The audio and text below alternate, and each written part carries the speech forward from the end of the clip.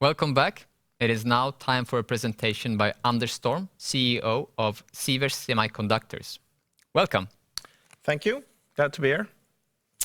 So, yes, my name is Anders Storm. I am the CEO of Sivers, and I'm going to take you through a bit the company today. So, if we start on the top level, a short introduction, Sivers Semiconductors, we work in two different business areas. One is within the wireless, where we focus on 5G chipsets, and one is within Photonics, where we focus on laser chipsets for data centers as well as sensors.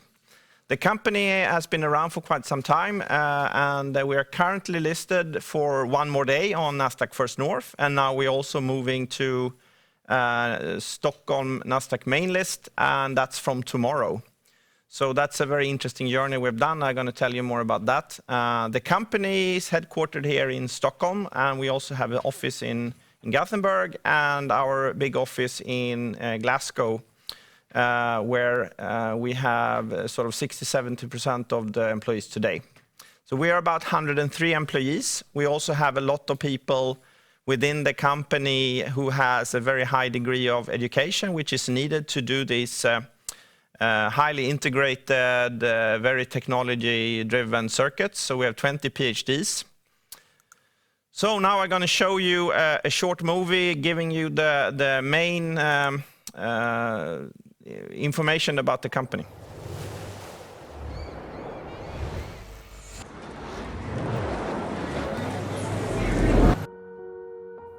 Today, broadband and being connected is equally important as water and electricity. Without reliable technology, there will be impact on your everyday life. At worst, with devastating consequences. Sivers Semiconductors is a vital link in the chain to secure a connected and safer world.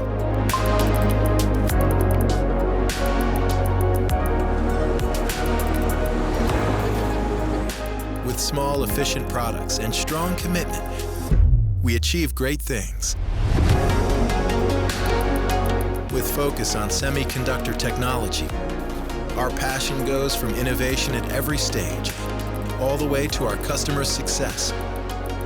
It's a passion for customers, products, and technologies, and how they contribute to a more connected and safer world. That's us, passionate, at the heart of innovation.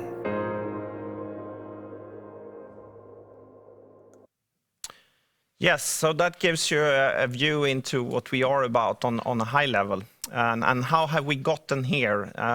We actually started a journey in 2015 and 16 with a new strategy, and the company have a long history in high-frequency products, and 5G was on the brink of getting there, so we started developing 5G products, and we did an uplisting from Spotlight to Nasdaq First North in the end of the year, and just before that we also acquired a company in Glasgow called, at that point, CST Global, which is now Sivers Photonics. And we started building from there, and from scratch now we have built up 26 design wins within 5G. We added another one today, actually. Our Photonics business have gone from strength to strength and have now 2 different Fortune 100 customers developing and putting money into new products within silicon photonics and so forth. So what have happened lately? We have had the COVID year, of course, in 2020. However, we were able to actually sell about 100 million, the same as last year. We started out at 18 million in 2016, so we've grown quite a lot, but we have much of the growth in front of us, I would say, since we are now moving into more and more design wins and so forth, getting into volume during the year. We have 26, as I said. We had 21 in the end of the year. We added 9 new last year. We have added 5 new this year. And we also have added Fortune 100 customers during the last year, and we have had one a bit longer. We had a bit of a tough time in the first quarter with second and third wave of COVID, but since then we've moved along and sort of a lot of things have happened, and now also with the uplisting we see very positive things. And we have a strong cash position with $23 million in the bank to push this growth we see in front of us. And talking about happened since then, I mean, we have new design wins. We have one today. We have another one. It's not on here, of course, then. We have the Nasdaq listing tomorrow. We had an upgrade from one of the customers of the design wins saying that they probably will buy 30 to 50% more than they have been anticipating. Sivers Photonics have a very interesting silicon photonics project going with IMEC and ASM. So what is it what we do? I mean, we do chipsets that are based on silicon germanium and RF-SOI. We make RF products and antenna modules that is used then into the 5G networks for broadband to the home, or what's called fixed wireless access, or connecting devices from base stations, building mesh networks, as we part of around Trafalgar Square, for example, in London right now. We are part of a network in the UK, where they started building out gigabit train applications. We're recently part of a trial with autonomous buses in Japan. So we're everywhere, and our sort of design wins are quite interesting in this 5G space. We're also doing lasers within fiber to the home and data centers, but also sensors, where you can sort of do things where you can measure facial recognition, fingerprints, molecules in the air, and all of that kind of stuff. And that is quite important now. In the later couple of years, we've actually built up the sensor business quite a lot. So why are we doing this as a company, and why is this so interesting? It's because, I mean, the data is growing and growing, and people are using more and more data. And this is sort of the Ericsson report saying that data is growing, has been growing for quite some time now exponentially. And to do that, you need gigabit speeds in the future as well. And we are a company who provides that, both for fiber and for 5G stuff. Another example is sort of for the wireless, fixed wireless part here, where the gigabit speeds are coming in the future. And we won sort of a quite large order last year, an estimated value of 480 million that we're going to start delivering from January 2023. And just that order of sort of home units for this in the US, it's about 4% of the total market. And that's one of our biggest design wins that we are working really hard on right now to provide the latest technology. And this is actually a next generation 5G technology that will come then in 2023. If we look at the photonics business, what is driving it then, of course, is the data I talked about, and that in itself creates this hyperscale data center that all the big Fortune 100 companies are building, and it's driven by all of us using more video, putting photos in the cloud, using virtual servers, and all of that. And as you can see here, the market is growing quite heavily in the data center transceiver market, where we do the lasers, as well as for other type of applications that are coming in completely new areas, where we see consumer electronics in healthcare and other things. So this is a very interesting market, and it's sort of something new that has been coming up, which called silicon photonics, where you can actually integrate silicon and indium phosphide, as we are doing, for example, then in our factory in Glasgow. If we take a quick look at this is an old picture now, because we have 26 design wins since launch today. But we are then working with a lot of different companies, and about 7 to 10 of these are going into volume production this year. So we will see an effect in revenue going forward because of them getting to this situation. We've added 5 now this year then. We've got our first sort of small volume order of 7 million here in the last day of last quarter. And after the second and third wave, it's really opening up now, I would say. And also this large OEM CPE order is also going according to plan. We have taped out the chipset, and we are now waiting to get it back for this autumn to verify and make sure it all works. We're also working with a couple of really large partners around in the ecosystem, where NXP is one, and we are working now with this new chipset in the future to get that working. So to mention a few customers more in detail, we have Cambium Networks. They are a US-based, Chicago-based company listed on Nasdaq. We're using our 28 gigahertz chipset here, and this is a product that's going to be released in September. And they are about 700 people in that company today. Here is another trial I mentioned before with Fujikura, which is a very large Japanese company, almost 60,000 employees. And they are now running tests with autonomous buses in Japan. This is another project we're involved in there. They have started building out in the UK. This is the first group which has started a specific company for track-to-train application, which is called EVO Rail. You can go into their website and read all about it. They're small base stations you put along the tracks, and then you put small antennas on top of the roof. And each of those can provide a gigabit of speeds to the train, and you get sort of really good broadband, so you can surf Netflix or whatever while you're doing your train travel.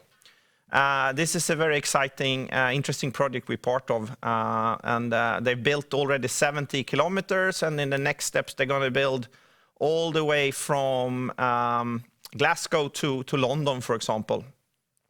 And first group in themselves are actually quite a large company. They have 100,000 employees. And how have we done this? I mean, we've been working within the ecosystem to create an ecosystem around us and with us. Companies like IDT, NXP, Amplion, and Fujikura, which is way much larger than us, are working together with us because we have really outstanding technology, and they do other pieces of the technology around it. And together we create really interesting products. And by doing this, we get a much better reach, and we get sort of this catch-up effect and exponential growth out in the end of the circles here, where we see the end customers and the operators that use the technology in the end. If we look at the photonics piece, we've been working really hard with these two Fortune 100 customers. The first one, we got an order in 2018 to do these sensors we're working on. So we're doing an emitter and a detector for the sensor. They have invested so far 85 million in pre-production, basically, to get this working, which is sort of almost $10 million. And we're working now to get them to the next phase of implementation, which is sort of the pilot lines. And normally these kind of projects take 2 to 4 years. We've been working 2.5, basically, and soon 3. We have also another new customer, a smaller order, sort of $1 million in April last year, and we've done the first work there, and now we're waiting on the next phase as well and see if we can bring that also forward. We are also in the silicon photonics parts, sort of Sivers Photonics are very much included into an ecosystem where we recently had a press release this week as well around silicon photonics with IMEC, which is a Dutch company, where we're building the integration between, and we can help companies getting to the final integration of these products, which makes it sort of much easier for anyone to build products like LiDAR. You saw the car in the presentation, or biometric sensors. And we think this is going to happen in Q4 with the first prototypes together with IMEC, and then in volume we can expect from different customers that are going to start use this in 2023. If we look at the road to the main market, we've been working quite some time now to get there. First of all, transferring the company into the right way of presenting the company with economical numbers like IFRS and all of that. And now over the last 9 months, we worked really hard directly with pre-IPO and Nasdaq themselves. And we got approved last week on the 2nd of June by the listing committee. And tomorrow we're going to ring the bell. So go into our sites or Twitter or whatever, find the link and look at it tomorrow. We're going to have a bell ceremony tomorrow morning. And today is the last day to trade shares on First North. And tomorrow it's on Nasdaq main market. And you don't need to do anything if you're already a shareholder. You can just keep your shares and they will be as easy to trade as they've been before. If we look then, summarizing this, we've had sort of, we have main market tomorrow, going to be very exciting. We're totaling 26 design wins now, net +5 this year. We had net +9 last year, so we have a bit higher speed this year than last year. The Fortune 100 customers progressing well. We have $23 million in the bank, and we're using them to grow the company. Customers are getting close now to trials of the vaccinations, which means that we will start rolling out volumes as well. We are also hiring a lot of people, so we have 20 new heads signed that we start before August. We have probably 10 new heads as well before the end of the year, and then we're also establishing ourselves in the US now after the COVID stuff, so we are recruiting 4 new heads in the US, which is included in these numbers. So a lot of things and exciting things happening for the company. So please follow us on these different Twitter accounts or our website to learn more about the company. Thank you very much, Anders. Thank you. It's a really fascinating company with all the different parts of it integrated and creating value for your customers. First of all, congratulations on the move to the main list. Thank you. It's a big step in any company's life, almost as big as the IPO, I would say. So let me start off by this. Your operations are divided into 2 segments. It's wireless and photonics. So starting with the wireless, this Monday you announced that your subsidiary Sivers Wireless signed a reseller agreement with Japanese electronics specialist Shoshin. Could you please elaborate on what this means for you and the potential of this agreement? Yeah, so we have been working with some smaller resellers before and partners, as I mentioned, Fujikura directly in Japan. But now we're seeing that the interest is big and we want to have feet on the ground there. And I think to do that in the correct way is to have Japanese-speaking people locally.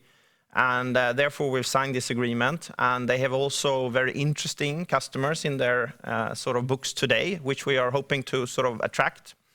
So I think it's really exciting. I can't really give you numbers, what we think is going to happen. But of course, I hope we're going to see some effect of it soon. Thank you. And on the photonics side then, you recently published a joint venture with IMEC and AMS Amikra to accelerate hybrid integration of silicon photonics. On these news, we had some questions from the audience. Please explain in a little more detail how big this market can be globally and what you see as reasonable potential for your part. Yes, so if you look at one of the slides I presented, I mean, the market in these areas are growing quite heavily. You have LiDARs, you have sensors, you have healthcare. So a lot of those markets are going to be quite big. I don't remember exact numbers now, but the growth rate's going to be anything from 50 to 80% CAGR over many years. And it's sort of quite new technology in itself to get this integration between silicon and indium phosphide in our case. So I think it's going to help us help sort of the smaller companies doing this as well, and not just the Fortune 100s. They have the muscles like Intel or whoever. They can sort of do this themselves as well. But the smaller companies who do LiDAR or sensors or whatever, then they get access to this platform we built up together with these 2 companies. I see. And do you already have customers looking at this technology? Yes, I hope we're going to be able to announce something, as I said, with prototypes and stuff like Q4 this year, hopefully. Mm.